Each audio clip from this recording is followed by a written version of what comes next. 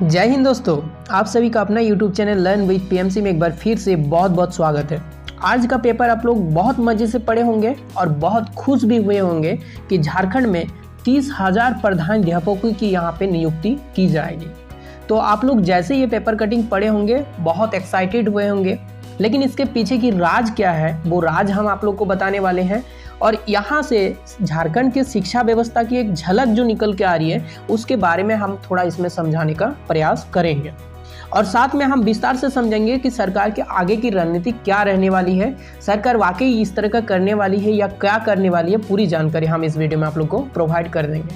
तो वीडियो अगर अच्छा लगे तो वीडियो को लाइक जरूर कीजिएगा और चैनल में अगर पहली बार विजिट किए तो चैनल को सब्सक्राइब जरूर करें। तो जैसे ही सुबह सुबह आप लोग चाय का चुस्की लिए हैं और पेपर आपका घर आई है तो आपको बहुत एकदम ताजगी महसूस हुआ होगा कि बहाली के लिए स्कूली शिक्षा एवं साक्षरता विभाग शुरू कर चुकी है तैयारी। प्रारंभिक स्कूलों में नियुक्त होंगे 30,000 हेडमास्टर। बड़ी रकम है 30,000, मतलब समझ रहे हैं झारखंड में सिर्फ 30,000 वैकेंसी आ रही है, मैंने बहुत बड़ी बात है। और ये वैकेंसी बहुत जल्दी आने का यहाँ पे बात कही जा रही है, लेकिन इसमें क्या राज है और अभी तक इसका क्या सच्चाई है उस पर हम लोग बात करेंगे।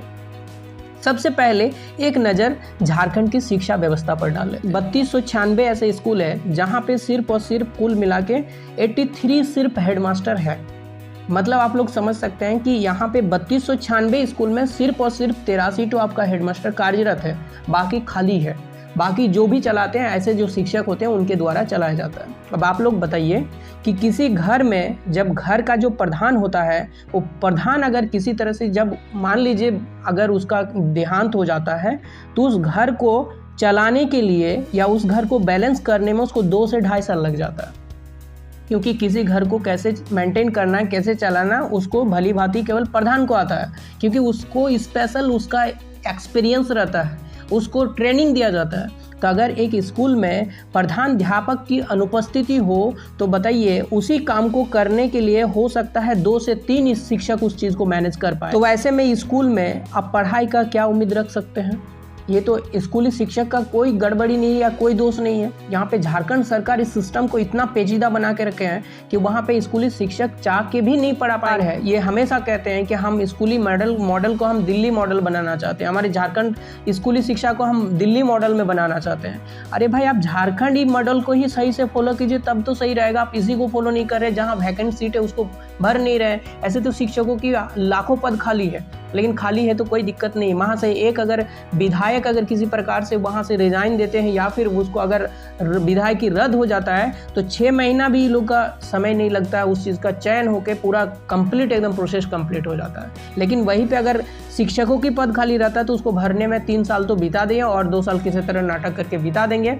अब फिर यहाँ पे केवल पेपरबाजी करते रहेंगे। जैसे कि आप लोग देख रहे हैं कि सहायक आचार्य की 50,000 पद, ये लगता है 50,000 पद है, लेकिन 50,000 से ज़्यादा बार ये स्टेटमेंट दे चुके हैं। ये जो महाशय है 50,000 से ज़्यादा बार मीडिया में स्टेटमेंट दे चुके हैं कि हम इतना ज़्यादा पद का बहाली कर रहे हैं, देश में कोई नहीं किया। आप बिहार में एक बार झाँक के देखिए, आपका पड़ोसी राज्य 2 लाख पद का वहाँ पे सृजन हुआ है। 2 लाख पद का बहाली एक साथ होने वाली है। आपको कुछ आता पता तो रहती नहीं है और ऊपर से कुछ भी स्टेटमेंट आके आप इसके सामने दे देते हैं। तो सबसे दुर्भाग्य की बात यह है कि हम लोग का जो मंत्री है वो मंत्री ही अनपढ़ गवार सब हुआ है, तो हम लोग का क्या शिक्षा का उम्मीद कर सकते हैं बोलिए। तो चलिए आगे यहाँ पे देखिए क्या वाकई इसका आपका नियुक्ति होगी। अब यहाँ पे कह रही कि ये जो नियुक्ति होगी आधा आपका प्रमोशन से होगी और आधा जो होगा सीधी नियुक्ति होगी। और सीधी नियुक्ति जो भी होगी ये आपका जेपीएससी के थ्रू एग्जाम लेके लिया जाएगा और उसी तरह से डायरेक्ट बहाली कर दिया जाएगा, मार्क्स वगैरह कुछ नहीं निकालेगा, क्योंकि जेपीएससी का नियत तो आप लोग देख ही रहे हैं।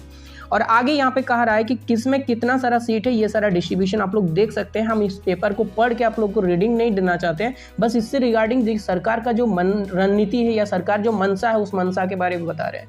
फिर यहाँ पे क्या कह रही है, देखिए लास्ट में आप लोग एक लाइन देख सकते हैं। लास्ट में यहाँ पे कह रही है कि ये जो नियुक्ति होगी ये कब होगी, जब सहायक आचार्य की आपका पूरा तैयारी हो जाएगा, मैंने तो कंप्लीट हो जाएगा। तो आप लोग को लगता है कि सरकार के कार्यकाल में सहायक आचार्य का जो पहली चरण की बहाली होगी कर पाएगी? तो वही यदि नहीं कर पाएगी तो ये ये सब ये जो 30,000 का यहाँ पे ये लॉलीपॉप आप लोग को दिया जा रहा है, क्या ये आप लोग को लगता है कि कंप्लीट कर पाएगा? आप लोग अपना राय कमेंट सेक्शन में ज़रूर बताइएगा कि क्या ये सरकार चाहती है कि बहाली करें या फिर नियुक्ति दें, यहाँ पे बेरोजगार की बच्चा को जो रोजगार दें। सरकार जिस मुद्दे को लेके यहाँ पे सरकार में सत्ता में आई थी उसी मुद्दे से यहाँ पे पीछे हट रही है। हर साल 5 लाख नौकरी, अभी तक तो एक नौकरी दे नहीं पाई है, बस केवल आप जेपीएससी का 700 छोड़ के किसी में अभी तक एक नियुक्ति तक नहीं दी है। रोजगार मेला लगा रहे हैं वहाँ से और भेज रहे हैं कहाँ? बेंगलुरु, 10,000 टका देके। अब ऐसे 10,000 में बेंगलुरु जाके उसको तो घर से पैसा भेजना होगा उसको वहाँ रहने के लिए, तो क्या पैसा कमाएगा? तो अब ऐसा सरकार से आप क्या उम्मीद कर सकते हैं? तो चलिए आप लोग देखिए आगे आगे होता क्या है, क्योंकि ज़्यादा दिन तो है ही नहीं।